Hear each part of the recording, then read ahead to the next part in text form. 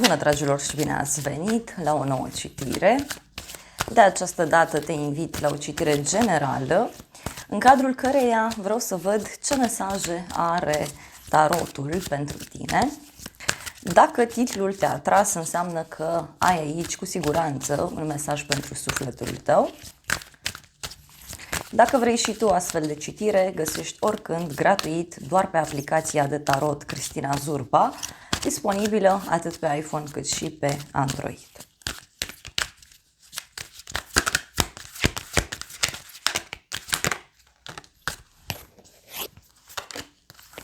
Ok.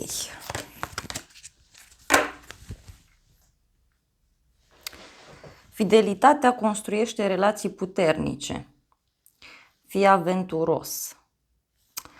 Da, cineva aici simt eu că este între două extreme. Poate să fie vorba despre un moment în care fie ai fost înșelat, fie te-a tentat cineva, însă totuși văd aici că dacă este așa în această relație, în momentul de față se discută foarte mult despre ideea de fidelitate. Poate pur și simplu te gândești, da? Dacă nu cumva partenerul se uită în alte direcții sau poate chiar partenerul are astfel de gânduri în legătură cu tine. Însă ce văd aici este că ai în general relații cu oamenii din jurul tău bune, bazate pe încredere, bazate pe fidelitate, pe frumusețe. Și ce mi se pare interesant e că simt aici parcă o nouă etapă. Apoi, în acest moment avem mesajul rezoluție. Da? Poate este un moment în care începi să conștientizezi fidelitatea partenerului, fidelitatea ta, dar este un moment aici de conștientizare, simt eu, da? De conștientizare. Încerci să găsești soluții armonioase sau poate chiar împreună cu cineva ai reușit să găsești o soluție. Apoi avem mesajul timp. Lasă evenimentele să se producă la momentul potrivit. Cumva, îngerii aici zic să lași lucrurile să curgă de la sine, da? Să nu mai insiști în legătură cu o situație anume. Hai să vedem ce zice și tarotul.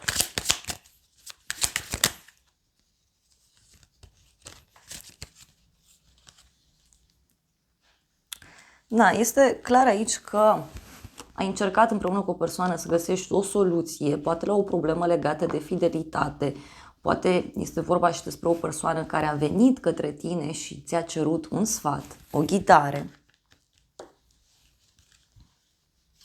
Dar este clar aici ca un fel de luptă, da? Care are loc sau care a avut loc în trecutul foarte apropiat. Să vedem în continuare.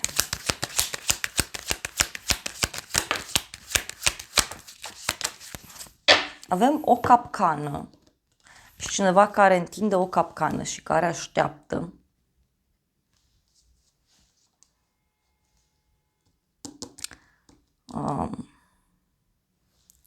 În curând poate să fie o discuție de gen, uite că mă pui în așteptare și asta înseamnă că mi întinzi o capcană. Deci e cineva care evită un anumit lucru aici și tocmai acest aspect ar putea să ofere, știu eu, o revelație, cum că întinde o capcană. Da? Poate are legătură cu o întâlnire. O întâlnire pe care poate cineva o evită sau pentru alții poate să fie și un moment în care cineva se întâlnește cu tine și aveți o discuție în legătură cu ideea de așteptare, în legătură cu această revelație, pentru că, repet, uite, e o vizită și cineva care îți vine în vizită. Văd totuși romantism, iubire, vești bune, dar și o oarecare piedică, da? În legătură cu această întâlnire. De asta probabil îngerii zic, da, să lași lucrurile să curgă, că e ca și cum ești ferit de o capcană, ești ferit de ceva. În continuare avem manifestare. Îngerii zic că din punct de vedere financiar sau profesional trebuie să fii foarte clar cu ceea ce îți dorești, tocmai pentru ca universul să știe ce să-ți ofere. Apoi avem stabilitate.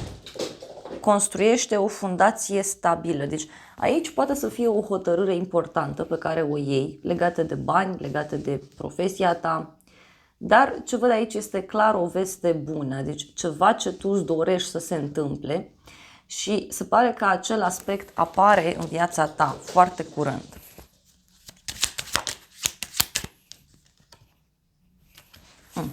Are legătură cu o veste legată de acte, poate are legătură și cu o veste care ține de o persoană importantă.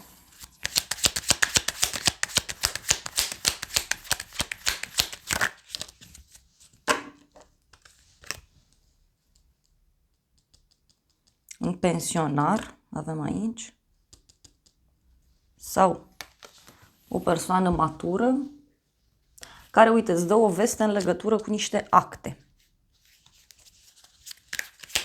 sau în legătură cu banii.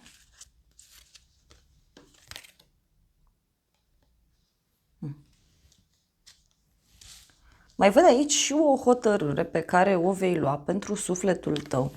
E ca și cum unii dintre voi în viitorul apropiat văd că parcă vreți să vă luați o pauză, vreți să luați un moment pentru sufletul vostru.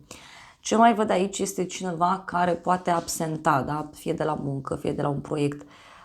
Dar ce văd aici este clar că tu în viitorul apropiat vei lua o hotărâre care cumva să-ți umple și sufletul cu bucurie.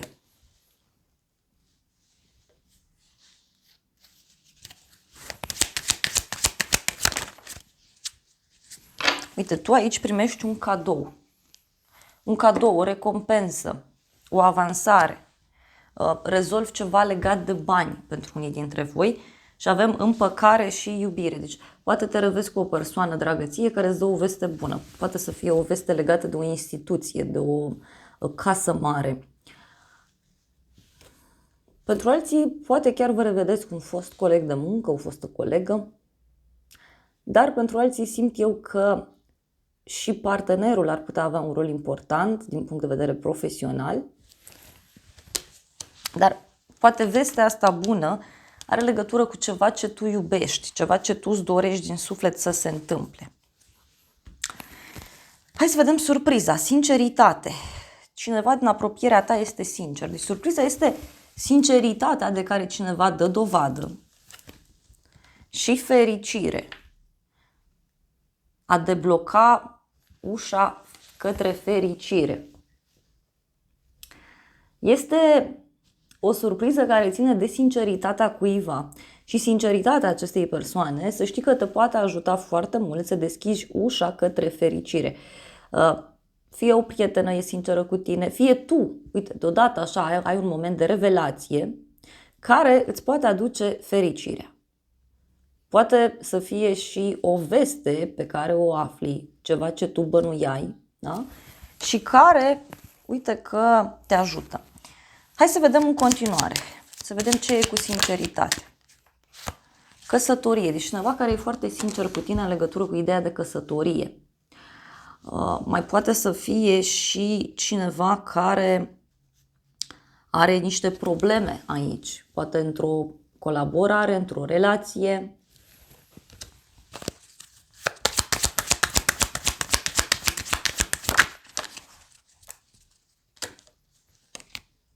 Uite, e cineva care îți spune sincer, da? Că speră la ideea de căsătorie, speră la o relație stabilă, serioasă.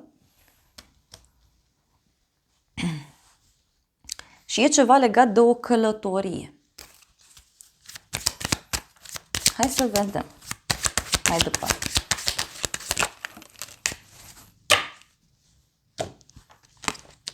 Și văd aici, uite, fericirea a venit clarificată de cineva care pierde niște bani și avem o casă în oraș sau o casă mare, o casă într-un loc, da, cunoscut.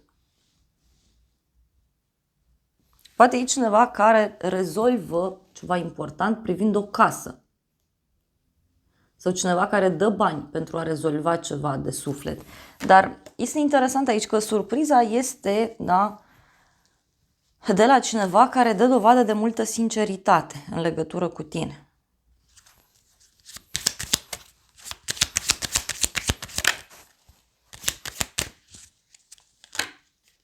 Uite, un succes pe care cineva îl are.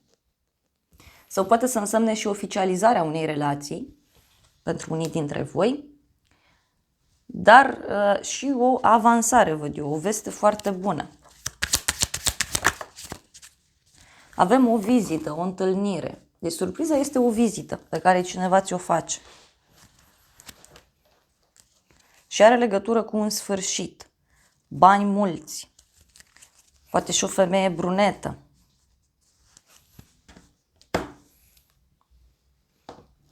Hai să vedem ce zice și tarotul meu. Deci cineva care e sincer și care, în urma acestei sincerități de care dă dovadă în legătură cu ideea de relație, de căsătorie, de contract, parteneriat, da, în urma acestei discuții sincere, văd eu că se deschide poarta către fericire. Hai să vedem ce spune și tarotul meu. Tarotul meu zice despre o scrisoare, despre o veste pe care o primești de la un bărbat în vârstă, deci de la o persoană sigură pe ea.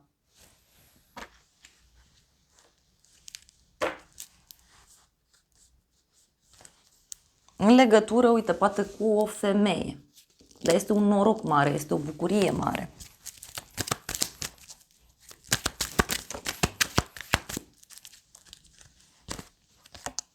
O zi plăcută și casă străină. Deci poate la o zi mare, la o zi de sărbătoare.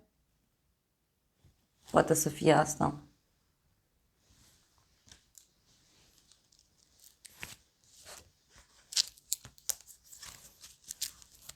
O petrecere într-o casă, o bucurie mare pentru o casă. Mai vreau o carte. Mai avem bani mulți și gelozie.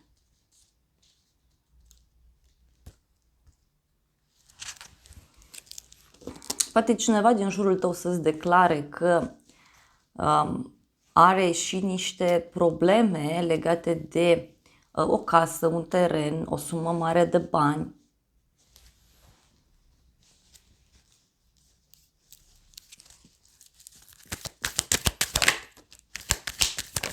Deci,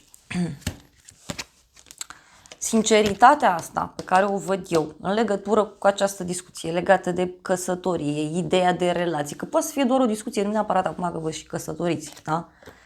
Uite, are legătură cu o persoană vicleană, da? Care până la urmă hotărăște să fie sinceră și sinceritatea acestei persoane poate avea legătură cu dorințele sale, da? Adică și cum omul ăsta îți spune, uite, eu îmi doresc de fapt lucrul acesta. Sau faptul că această persoană este sinceră îți îndeplinește dorințele tale, pentru că în sfârșit se clarifică o situație ciudată. Uite, cu dragoste sinceră și cu veste bună. Hai să vedem ce e cu fericirea asta. Proces și judecată. Deci, este o veste aici care deschide poarta fericirii, dar care are legătură fie cu un proces, fie cu un demers juridic la modul general, fie are legătură cu niște acte sau cu o hotărâre mare. Este o hotărâre norocoasă. E cineva aici care riscă, e cineva care își încearcă norocul. Dar din nou avem dragoste sinceră și veste bună.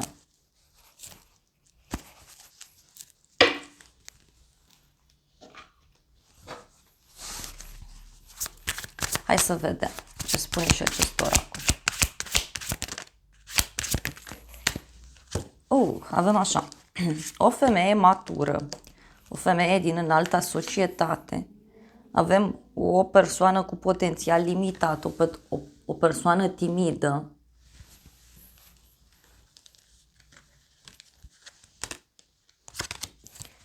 Bani mulți, noroc, comunicare, apeluri telefonice, zona de online și bărbat tânăr. Deci, surpriza poate avea legătură cu o veste pe care o primești de la acest bărbat și care are legătură cu o femeie care poate și-a pierdut încrederea în ea sau, în general, este o femeie care și-a pierdut speranța, credința.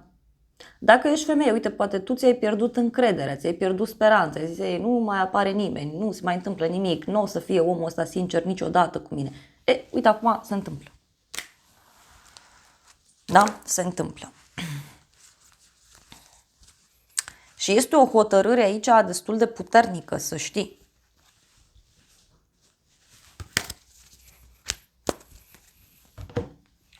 Hai să vedem ce zice și oracolul.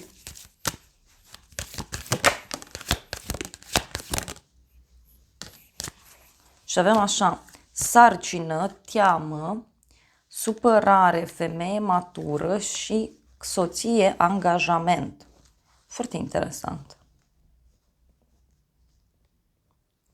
Surpriza are legătură, uite, cu o persoană temătoare, o persoană îngrijorată, pentru o femeie mai matură, lasă, pentru o femeie puțin supărată, dar e ceva ce ține și de ideea de căsătorie, oficializarea unei relații,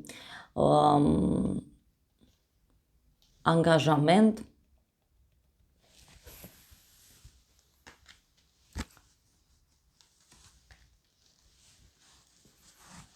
Și avem noroc, bani și libertate.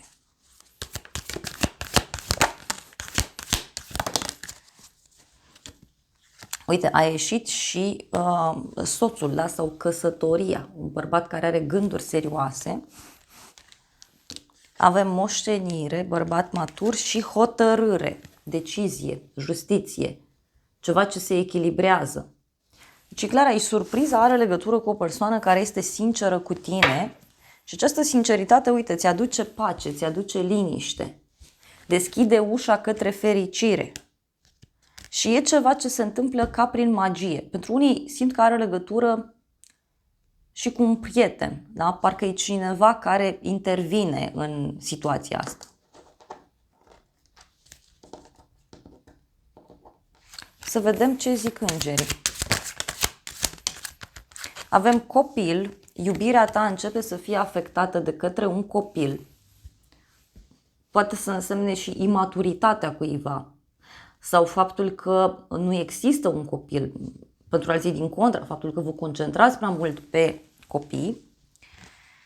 Îngerii zic să-ți exprimi iubirea, să mergi și să faci gesturi romantice și apoi avem probleme în familie și că iubirea ta va fi bună atât timp cât îți vei ierta părinții.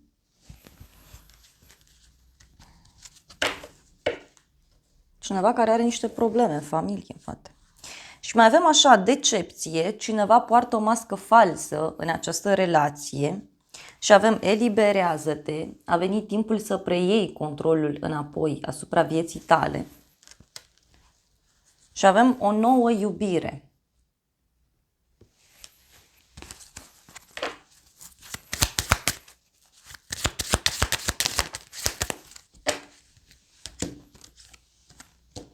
Factori religioși.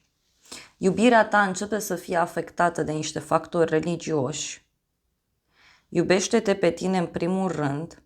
Respectul față de tine te face mult mai romantic și mult mai atractiv. Ce simte ai să transmite este că cineva se sacrifică prea mult. Da? E o iubire așa necondiționată, e un sacrificiu așa la nesfârșit, care e bun, dar până la un punct. Da?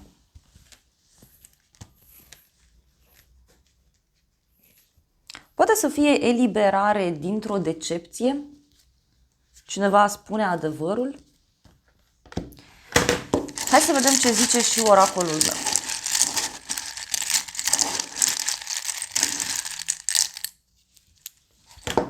Și avem așa, o vibrație înaltă, sus, deci e ceva ce se amplifică, ceva ce crește. Cifra 9, care înseamnă un sfârșit, care înseamnă diferit. Intuiție, chakra 6. Inițiala S cu mesajul speranță. Luna noiembrie, zodia Scorpion, zodia Săgetător, numărul 11. Poate e ceva legat și de o decizie. Și veste de final definitiv. Bani mulți, luna decembrie, numărul 12, zodia Săgetător, zodia Capricorn. Este clar aici că voi veți rămâne surprinși de o veste care ține de un final. Este o veste eliberatoare. Hai să vedem ce e cu finalul. Da? Avem zodia Vărsător, cu mesajul tehnologie, autenticitate. Deci e o veste care poate apare pe zona de online sau are legătură cu cineva care vrea să devină autentic, să devină sincer, așa cum a zis oracolul, și avem o invitație viitor. Deci aici poate e cineva care îți face o invitație în legătură cu a finaliza ceva. Îți face o invitație și zice despre faptul că a finalizat ceva important. Avem culoarea galben, mesajul secrete, deci este clar aici că cineva dă dovadă de sinceritate. Putere, pasiune, cifra 8, zodia rac, casă, familie. Cineva care îți poate spune despre niște secrete, fie legate de o familie, fie legate de faptul că persoana aceasta, e sinceră și e pusă pe schimbări foarte mari. Dragilor, acestea au fost previziunile de această dată. Eu vă mulțumesc pentru prezență, vă îmbrățișez cu drag, sper din suflet să fie de folos informațiile și să ne revedem cu bine și data viitoare. Eu vă doresc să aveți parte de o zi sau de o seară cât mai frumoasă.